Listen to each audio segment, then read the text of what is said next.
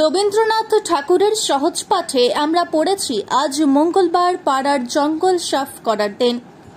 আজ কিন্তু রবিবার ছুটির দিন, তাই গ্রামের সকল মানুষ একত্রিত হয়ে রাস্তার দুপাশের চোখ জঙ্গল সাফ করতে লেগে পড়ল।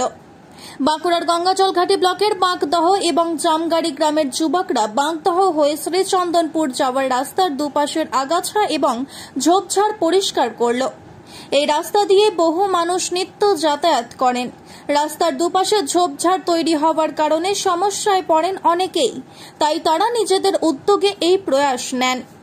এলাকার বিশিষ্ট সমাজসেবী দেবদাস বাজপেয়ী জানান, বর্তমান সময়কালে এই এলাকার যুবকরা দল মত নির্বিশেষে যেভাবে সমাজ সেবামূলক কাজ করছে তা সত্যিই প্রশংসনীয়।